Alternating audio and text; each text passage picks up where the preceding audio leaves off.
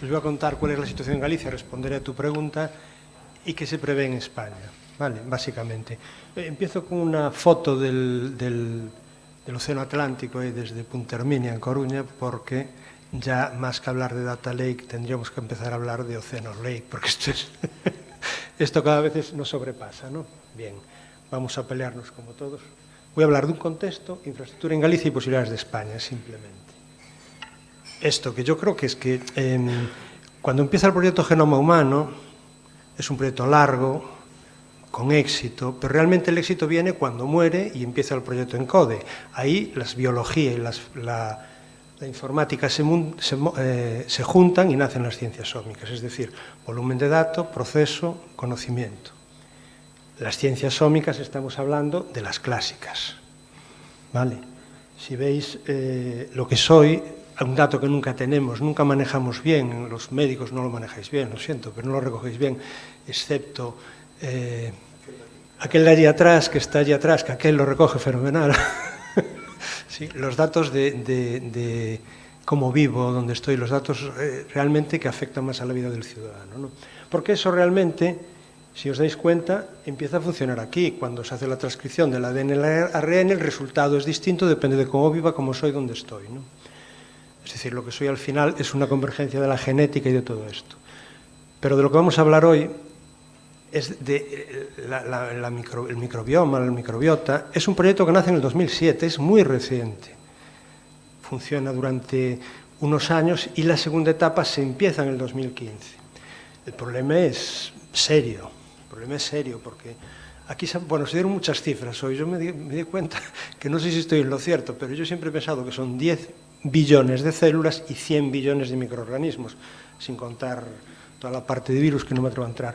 Pero realmente estamos hablando de 100 billones de arqueas, bacterias, levaduras, hongos, protozoos y artrópodos. Eso es la parte microbiológica, ¿no? El problema es terrible a nivel cálculo, a nivel... Necesitamos no solo informática, datos, sino pues todas las cabezas que estáis aquí echando ideas y imaginación. Yo estoy convencido de que esto, la conjunción de todos estos elementos, va a ser un modelo disruptivo de la ciencia médica y del manejo del paciente. Es un camino largo, pero un tiempo corto. Es decir, aquí importa mucho el incremento continuo de la velocidad del trabajo. ¿Por qué? Porque si no lo hacemos nosotros, lo hará el vecino de al lado, y aquí se trata de estar siempre en primera línea. Infraestructuras en Galicia. Voy a poner un ejemplo de mi hospital y luego lo extiendo. Nosotros somos el área sanitaria de Coruña, somos un área compleja, la más compleja desde el punto de vista arquitectónico de Galicia, porque somos los que tenemos la infraestructura más vieja, digamos, ¿no? Somos 5 hospitales, conectados 3 de ellos con fibra propia y otros a través de la red del Sergas.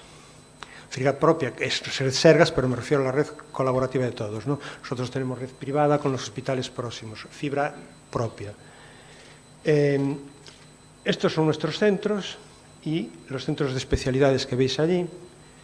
Nos conectamos con el comarcal ya a través de la red de la Xunta de Galicia, de la que nos quedamos todos, la red del Sergas, que es una muy buena red de comunicaciones. Nos conectamos con el oncológico a través de VPN, también a través de la red del Sergas, y con nuestros 72 centros de salud. Nuestra área sanitaria tiene 110 kilómetros de punta a punta, con 72 centros de salud y 550.000 pacientes. Y además, perdón que la dirección la tengo torcida, además nos conectamos pues, con otros centros, pues, las residencias de la tercera edad, para suministrarles toda la farmacia, con los centros de transfusiones, nos conectamos con el centro de investigación, el INIVIC, en Oza, nos conectamos con la universidad, con el campus de Oza y con el campus de la Zapateira, y nos conectamos a la red CIRIS, ¿vale? Digamos que eso sería un poco el esquema de red de un área sanitaria de Galicia. Ahora os cuento un poco más. En cuanto a infraestructura de nuestra área sanitaria, es importante el cómputo. Nosotros tenemos 62 servidores físicos y 288 virtuales. Es todo de última generación. O sea, en este momento nos sobra cómputo, que lógicamente mi opinión es, siendo responsable de la parte asistencial, también tengo un grupo de investigación, yo creo que esto hay que aprovecharlo para todo, para investigación y para clínica. Capacidad de almacenamiento a fin de año tendremos 615 teras en nuestra área sanitaria. Básicamente, el 64% es imagen. La imagen nos sobrepasa. El año que viene empezaremos con la digitalización de la anatomía patológica, con lo cual seremos capaces de automatizar en más o menos 2 años una gran parte del diagnóstico de anatomía patológica. Todos los Sergas empieza el año que viene con los concursos para incorporar escáneres profesionales y además se concursa un PACS centralizado donde se va a centrar toda la imagen de los cristales, en teoría, antes de que acabe el año que viene. Es cierto que se va a guardar solo 2 meses que valgan para el diagnóstico, se borra y luego se analiza la posibilidad de guardar la imagen patológica sensible. Eso está en marcha. Bueno, luego las comunicaciones, no me paro, vamos tarde, pero son muy buenas comunicaciones, podemos transmitir por cada color un canal de fibra, vamos, muy bien. Galicia. Coruña tiene 3 áreas sanitarias, la de Coruña, Santiago y Ferrol, luego hay un área por cada provincia interior sanitaria, y luego está en el área de Pontevedra, la sanitaria de Pontevedra y el área sanitaria de Vigo. La sanitaria de Vigo es un poco distinta, porque la sanitaria de Vigo realmente tendríamos que decir que son 2, aunque directamente controladas por nosotros. Es una que es el área del Cunqueiro, para entendernos, y la otra es el área que está cedida al privado, a Povisa, que son más o menos 150.000 pacientes. Por eso es un poco más pequeña que nosotros, porque nosotros no tenemos digamos que el área de Vigo directa son 470.000 pacientes más o menos, estoy dando cifras al aire. Todo esto está conectado a través de la red del Sergas Junta Galicia, también con la Antega y también evidentemente con Internet. A través de la Antega podemos tener toda la potencia de cómputo del CESGA, que es mucha, como sabéis, y todo el apoyo de investigación que nos puede proporcionar. Perdón, otra vez para allí.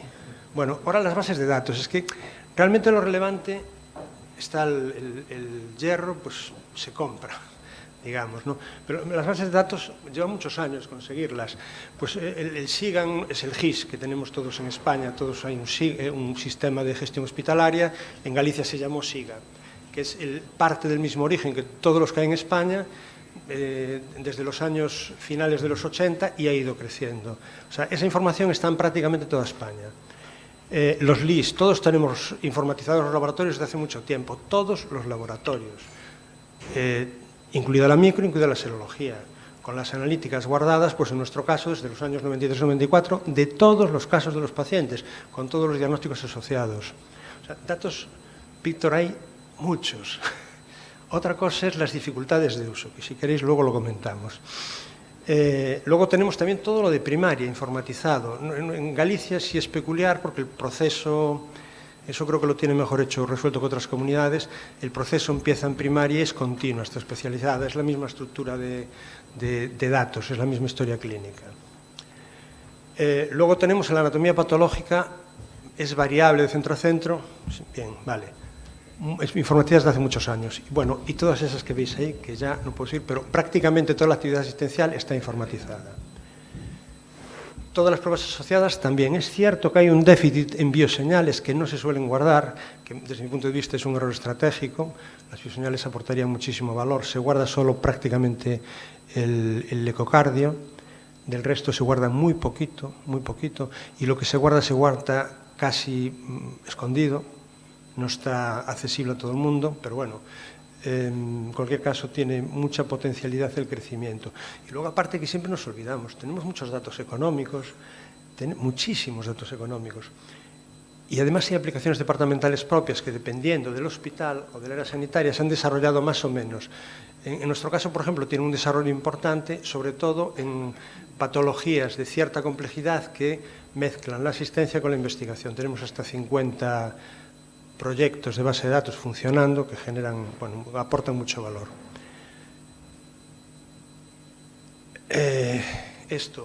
Ahora respondo a tu pregunta.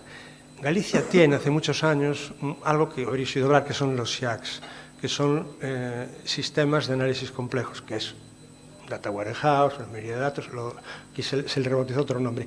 Es cierto que estos sistemas, como muchas empresas, nacen con criterio gestor. Es decir, tu directivo seguro que tiene acceso a todo. y mirará solo el ADX. No sé si me explico, aquello que es un objetivo, pero realmente se podrían analizar muchas cosas. Seguramente toda la gente de preventiva y tal está haciendo la información y hay millones de datos ahí. Lo que hay que hacer es cambiar el modelo de acceso y el modelo de interrogación. Eso es un debate interesante en Galicia y en España. Y luego está el otro gran proyecto, es EXIN. EXIN es un proyecto que está muy avanzado, poco conocido, pero está avanzado. Tan avanzado está que en enero empieza a instalarse en todos los médicos de primaria para hacer la búsqueda de casos. Cuando tengan un caso, que busquen y les haga recomendaciones. Empieza a instalar de modo normalizado en todos los médicos de primaria, hasta que no acaben en primaria y no en especializada, por un problema de despliegue. Es la típica estructura Big Data, ¿vale? Por la hora, me permitís que... Ya me amenazó el del autobús que a las 4:15 sale. Bueno, vale. Perdón. Si puedes acabar en un par de minutos. Mira, bueno, os dejo los esquemas, pero es básicamente se alimenta de este Data Warehouse y de las bases de datos que se precisen. El esquema técnico es este, ya los técnicos solo con verlos daréis cuenta de lo que hablamos y el resto no os lo puedo ni contar. Sí, cuando nace hace unos años con 5 casos de uso, que son esos, y se analizan dentro de las fuentes 2.900.000 pacientes, se extraen información de 63 fuentes de datos, se procesan semánticamente 50 tipos de documentos, obteniendo al final, se analizaron, para estos casos, 12 millones de documentos. Para esto se ha seguido, yo os pongo los datos iniciales, no sé cuántos hay ahora ya. Y bueno, el resultado fue bueno. La verdad que fue de acceso muy restringido solo a los casos de uso y a la gente que tenía acceso, y de momento desde entonces se está desarrollando y se empieza a instalar el año que viene. O sea que sí hay herramientas, sí hay herramientas. Bueno, las posibilidades en España, lo menciono, Historia Clínica Nacional, todos tenemos acceso, todos los médicos del país tienen acceso a la Historia Clínica de otras comunidades, no se usa prácticamente. Y es más, muchos médicos no lo saben que lo tienen, pero todos los que sois médicos y entráis en IANUS tenéis un botoncito que pone Historia Clínica Nacional. Tienes un paciente de Valencia y le das, te salen los datos de Valencia.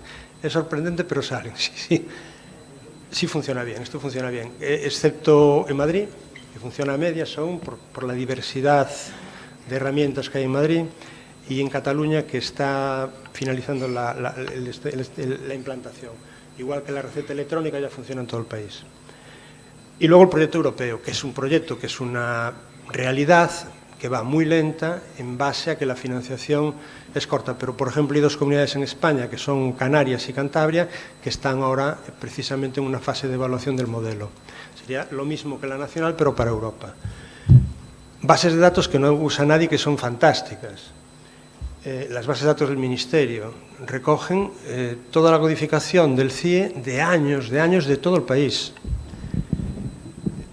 El sistema de atención primaria igual, hay incluso las bases de estilo de vida de la población por zona geográfica, que en ausencia de una buena anamnesis nos da mucha información para estudios masivos. Bueno, esto sale todo de la última transparencia que os voy a preguntar, de un análisis que se hace para un proyecto nacional, y estas son las bases que el grupo de expertos que se reunió entendía que se deberían de usar y que son todas factibles el acceso.